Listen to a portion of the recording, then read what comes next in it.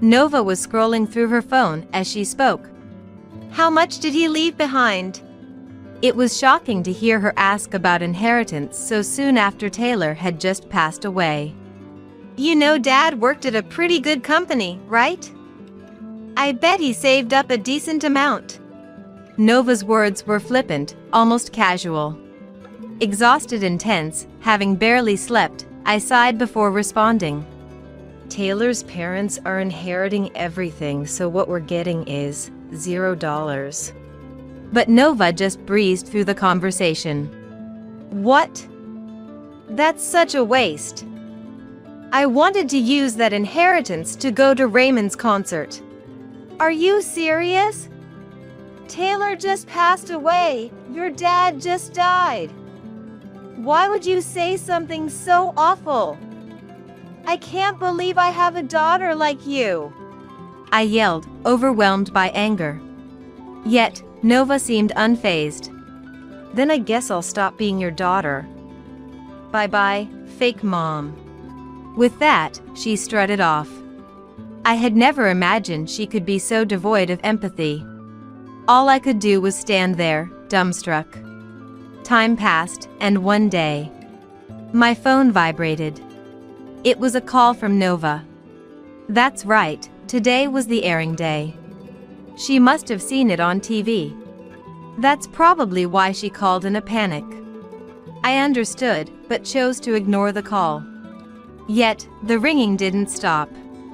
After a while, the light on my phone flashed. It seemed she had left a voicemail. I played the message after some time had passed. Immediately, I heard Nova's screaming voice blaring loudly, making me instinctively pull the phone away from my ear. Hey, what's going on? Why are you on TV with Raymond? Answer me. I sighed and deleted the voicemail. I had explained my job to her beforehand. As expected, Nova probably hadn't listened. But I had no obligation to explain. I didn't want anything to do with someone as dreadful as Nova anymore. My name is Ingrid Martin, 43 years old. I live with my husband, Taylor, and my daughter, Nova. Well, Nova isn't my biological daughter. Taylor and I married 3 years ago, and Nova was his daughter from the previous marriage. At that time, my career was taking off, and I was incredibly busy. I was getting by on energy drinks. Without a romantic partner for years. That's when I was introduced to Taylor through an acquaintance. Taylor was kind and sincere. We hit it off and naturally progressed to a serious relationship with marriage in mind. However, there was one problem. Taylor was a widower, having lost his wife, and he had a daughter. Her name is Nova. She was a 17-year-old high school student. I knew he adored Nova because she often came up in our conversations. But this was my first marriage. I was a bit worried about how to interact with a teenage girl. Sensing my concern, Taylor reassured me. She's a good kid. Don't worry. But I was worried if Nova might not accept me. Concerned, I suggested we have dinner together with Nova several times. Nova was quiet and spoke little. Perhaps losing her mom at a sensitive age cast a shadow over her. Considering this, Taylor repeatedly confirmed with Nova if she was okay with him remarrying. Nova had said she was fine with it. Relieved, I continued our relationship and eventually, we got married. But things didn't go smoothly. It seemed my expectations were too naive. Once we started living together, Nova gradually began to show her true colors. After the wedding, the three of us decided to live in a condo. It wasn't a rental, we bought it when we got married. Taylor's in-laws were happy about his remarriage and offered to pay for the condo. Initially, I declined because it felt like too much, but they insisted. Taylor's in-laws were very concerned about him and Nova, and they were thankful for my presence as a stepmother. They repeatedly told me to accept their offer, and I eventually agreed, seeing no reason to refuse. And so, we moved into this brand new condo. Nova was still not very talkative, but I thought we could gradually become closer over time. Luckily, I work from home. I should be able to spend plenty of time with Nova. I understand that losing mom isn't something one can easily get over. But I hoped I could be there for her as much as possible. However, Nova's behavior started to change for the worse. She would only respond with yeah or aha whenever I tried to start a conversation.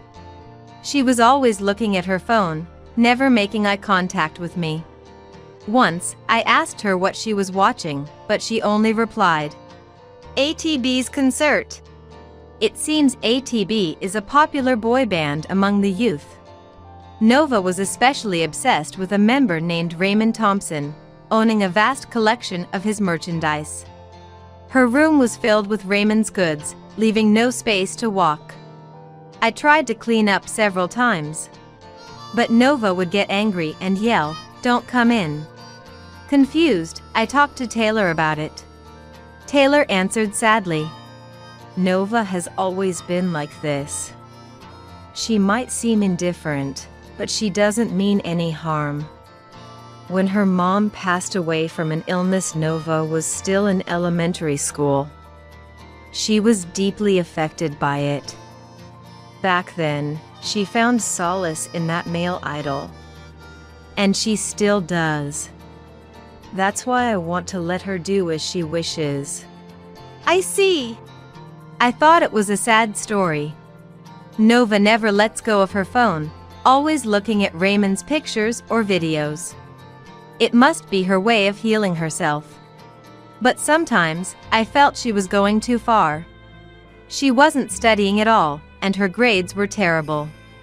Even so, Taylor said nothing, attributing it to the loss of her mom. I understand Nova's feelings, but I believe it's also important to live a proper life. Wouldn't Nova's late birth mother want the same? Thinking this, one night, Taylor was on a business trip, leaving Nova and me to have dinner together for the first time. I decided to have a talk with Nova today.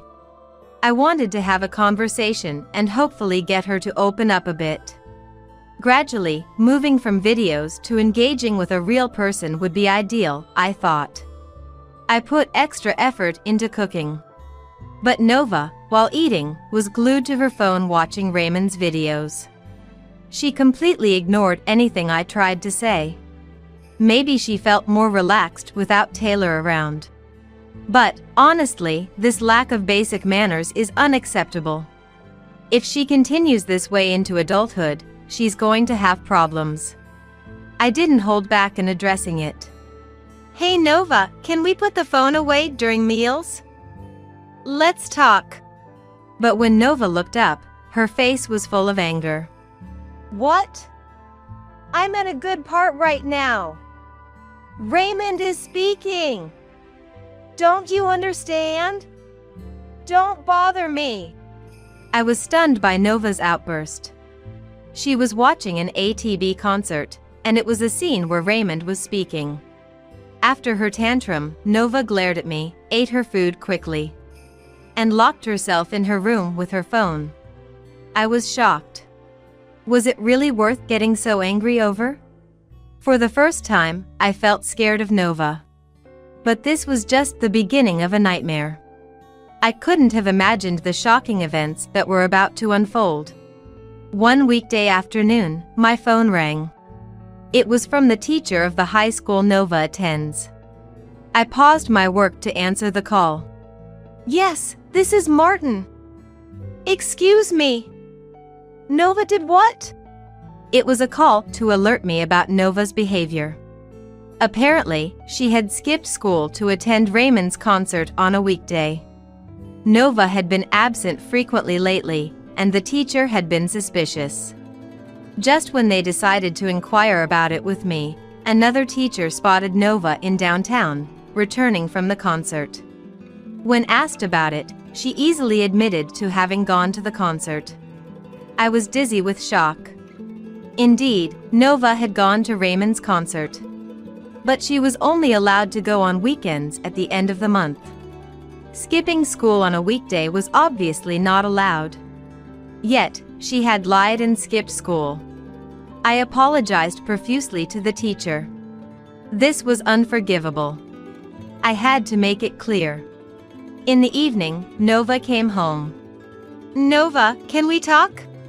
Nova tried to ignore me with an annoyed look. But I quickly grabbed her arm. "Please listen. This is important." "What?" "Make it quick. Your teacher called today. You skipped class on a weekday to go to a concert. We agreed concerts were only for weekends at the end of the month, right? You need to keep promises and attend your classes properly." Nova clearly didn't like what I was saying. But I couldn't let it end there. "And how did you get the money for the concert?" I had thought she was enjoying Raymond within the limits of her allowance. According to the teacher, she had skipped a lot of days. Where was the money coming from? Nova fell silent with a sullen face. She didn't want to say it, but finally spoke. "I took a little from Dad's wallet." "What? That's stealing." Contrary to my panic, Nova spoke boldly, as if she had justified herself. "That's exaggerating. It's family money. But there's a difference between right and wrong. I have to tell Taylor about this." "Do whatever you want. Dad's soft on me. He'll forgive me because he still sees me as the poor daughter who lost her mom." With that, she laughed, "Ha ha ha. What a child." This behavior couldn't be excused by the grief of losing mom anymore. I had to get Taylor to talk to her before Nova's behavior got any worse. Just when I thought so, a more shocking situation awaited me. It was sudden. Taylor had passed away. I couldn't believe it. While I was preparing dinner, a call came from Taylor's boss. It appeared to be a heart attack. He collapsed while out and never woke up again. I was stunned by the news. I rushed to the hospital and spoke with Taylor's boss, who was waiting there. Afterward, I contacted Taylor's relatives and had multiple discussions. By the time the wake was over after a few days of meetings with the funeral home, I was completely exhausted. I had been desperate in dealing with everything, but once it all ended, I felt utterly drained, as if my soul had left me. Our marriage had lasted only a few years. The memories with Taylor were far too few. I stared at his portrait. Remembering the time we met, I cried quietly when Nova came in, carefree. Nova showed no signs of mourning. During the funeral, she was engrossed in her mobile phone, looking at Raymond. I was too exhausted to admonish her. But thanks to the relatives who conveniently interpreted. "Poor thing, losing her mom and now her dad. She must be using her phone to escape the sadness." She avoided any criticism. Nova sat down and started playing with her mobile phone. Then, as if remembering something, she said, "Oh, by the way, how much did he leave behind? Is this the time to ask such a thing? You know Dad worked at a pretty good company, right? I bet he saved up a decent amount." Nova spoke lightly. Exhausted and stressed, having barely slept, I sighed and said, "Taylor's parents are inheriting everything, so what we're getting is $0. The inheritance had already been discussed with the in-laws after Taylor passed. Taylor's company was publicly traded, but he wasn't a high earner. There wasn't much in terms of savings. As Taylor's wife and Nova, his daughter, we had the right to inherit. But the in-laws had been feeling unwell lately and expressed concerns about their future.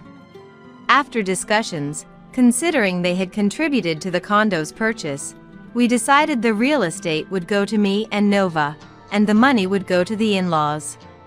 Hearing this, Nova sulked. "What? We could have gotten an inheritance, but you gave it all to Grandpa and Grandma?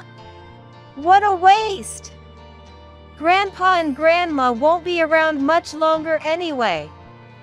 Wouldn't it be better if I inherited everything? Huh? I couldn't believe my ears. Oh. I wanted to use that inheritance to go to more of Raymond's concerts. What are you saying?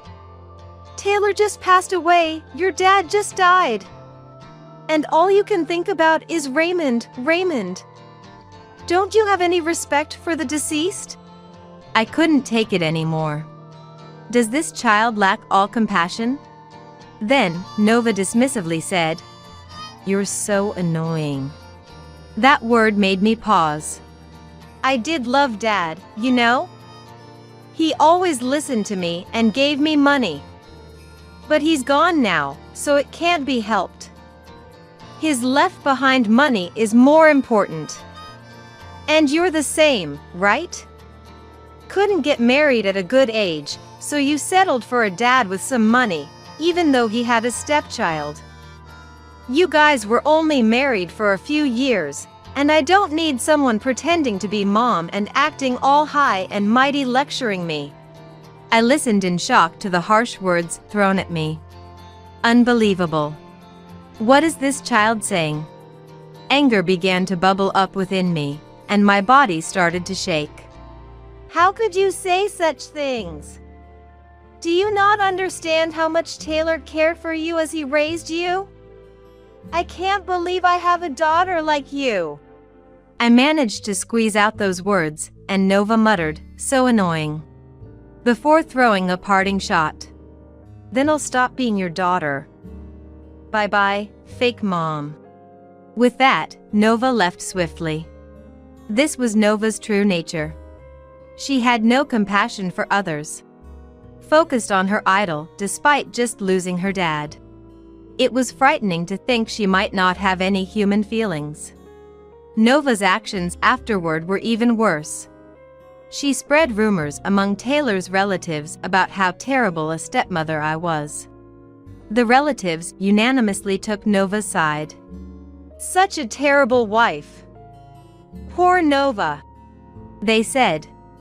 I desperately tried to clear the misunderstanding, but since Taylor's relatives had been close to Nova since she was born, and I was the lesser-known stepmother. And so most of them sided with Nova. Thus, Nova was seen as the poor girl who lost her mom and then her dad, and on top of that, was mistreated by her stepmother. As a result, Nova went to live with Taylor's sister and her husband.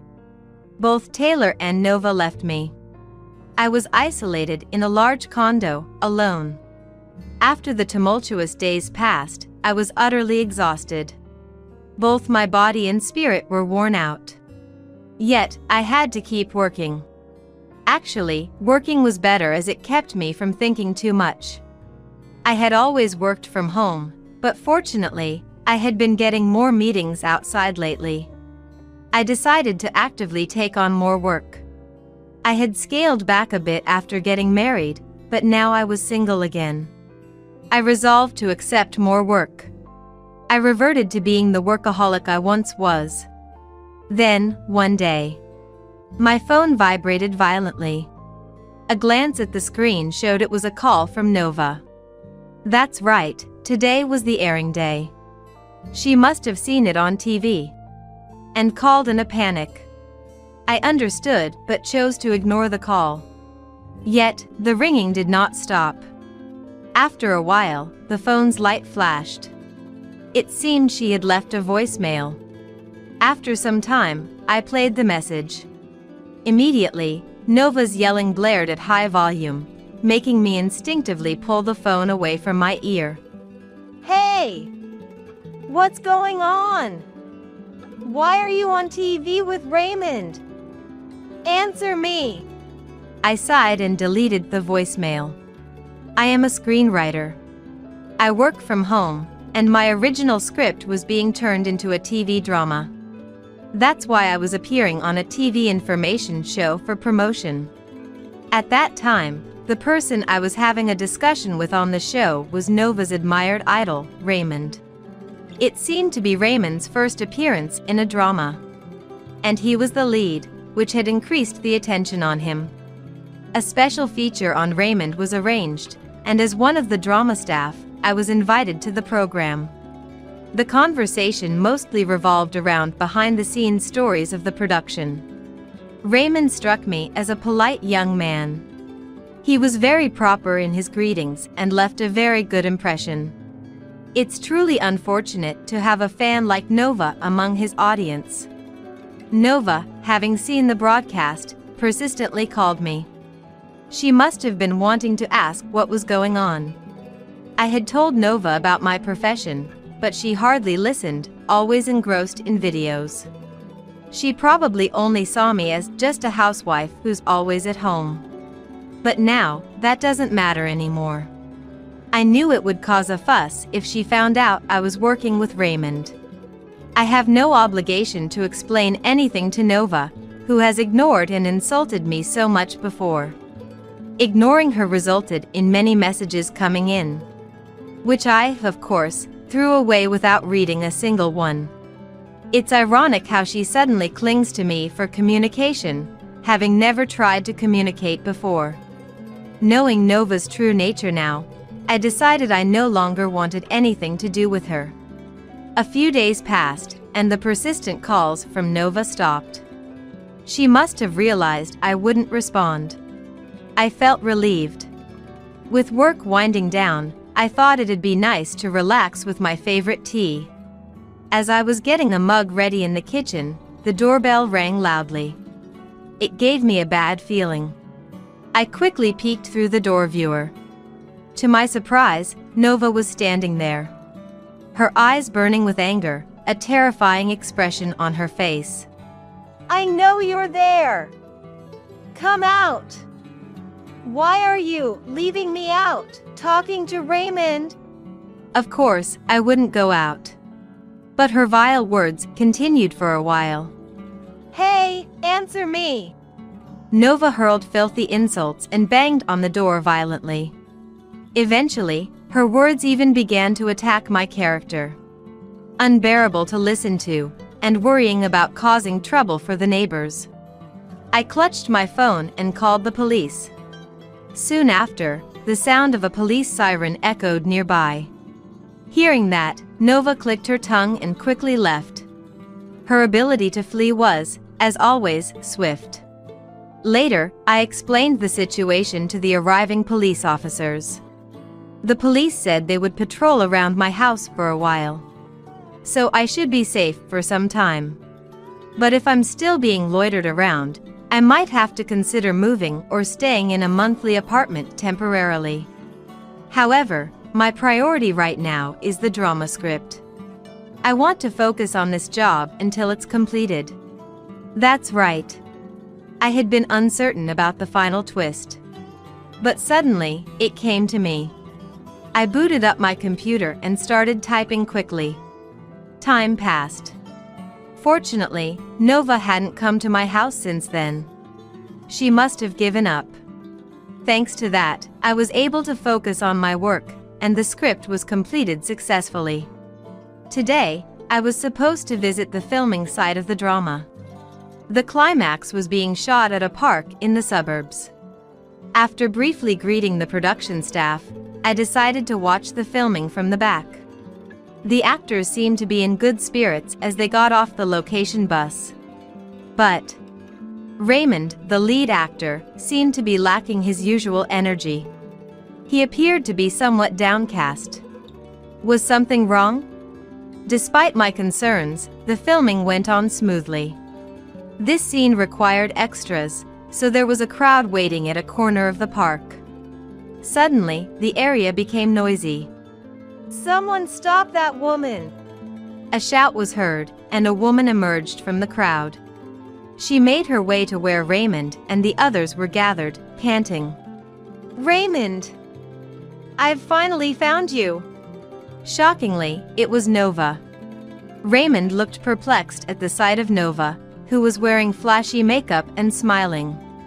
Why did you talk to that old lady but not to me? I attend every live show. I buy so much of your merchandise.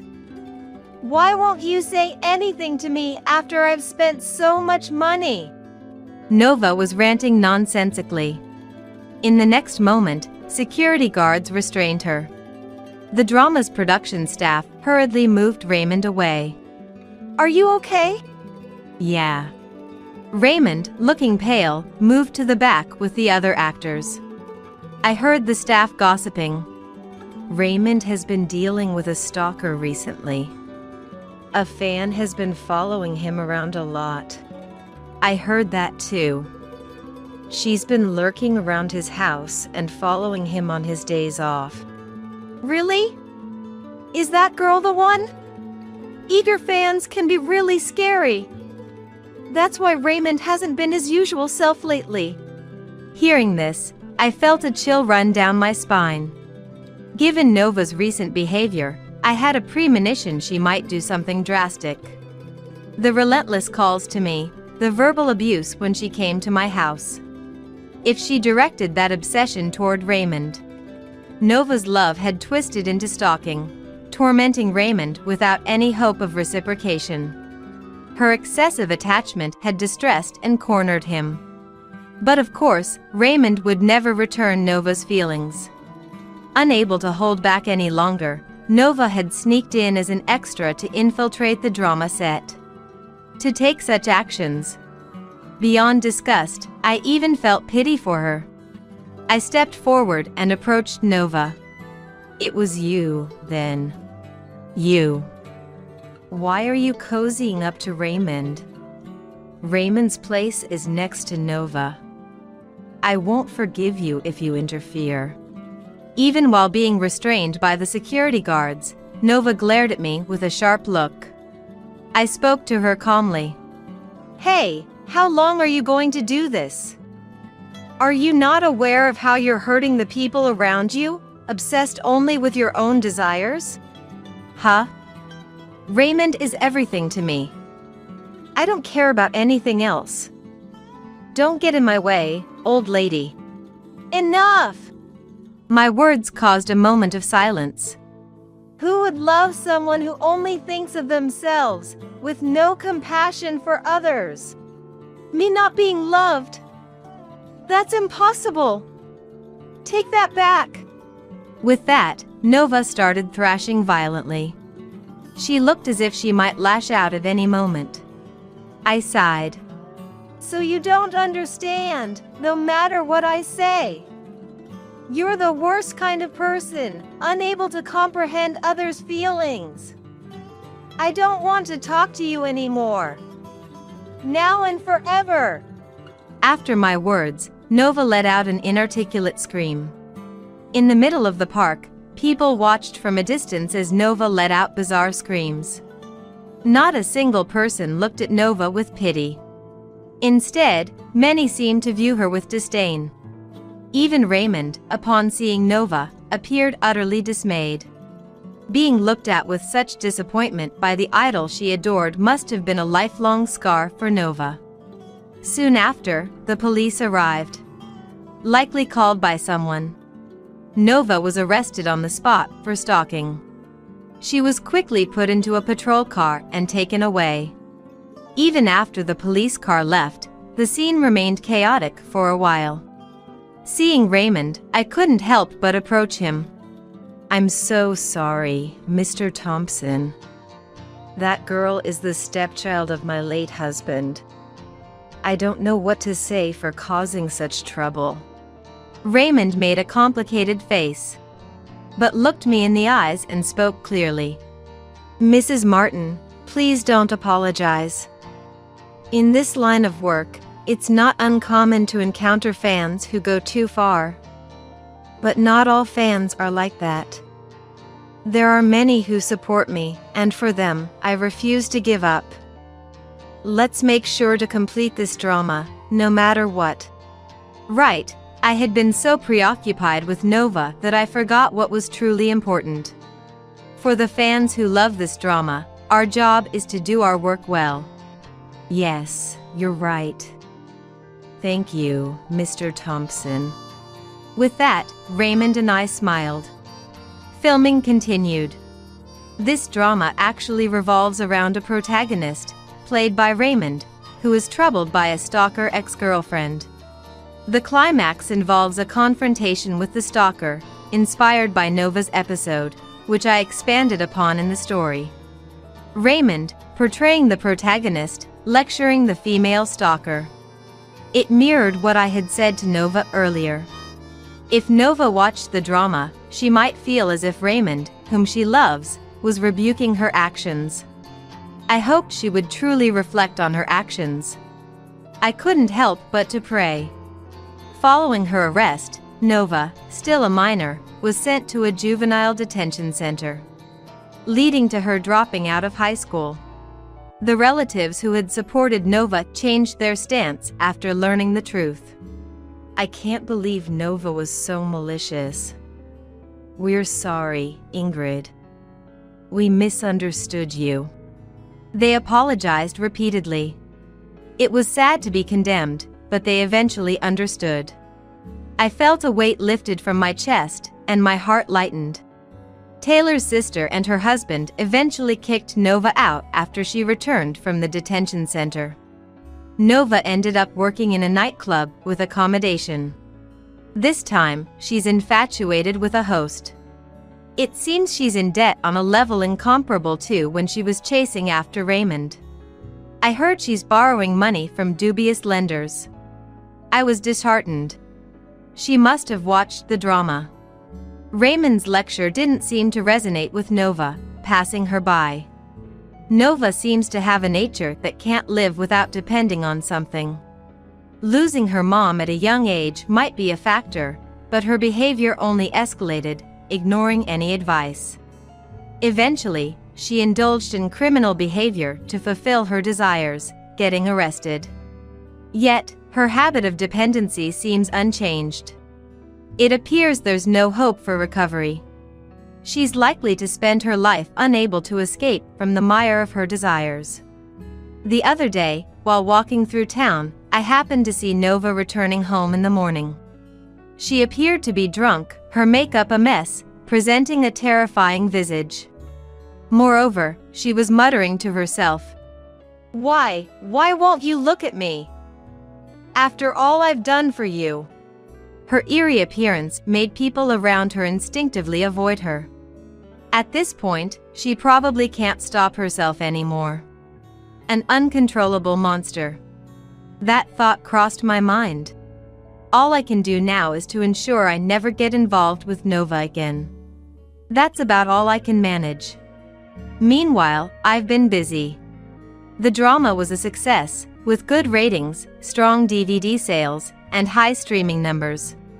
It remains popular even after ending, with talks of a second season and a movie adaptation already underway.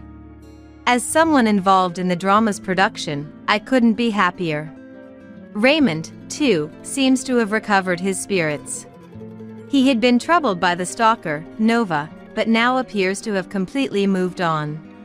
His acting in that drama was well received, and he's since been appearing in various dramas and movies.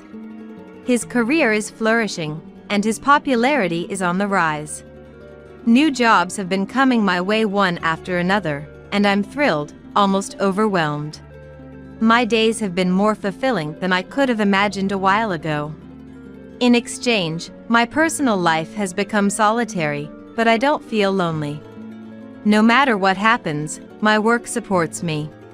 Thinking this way, my motivation surges. Today, I'll write my story again.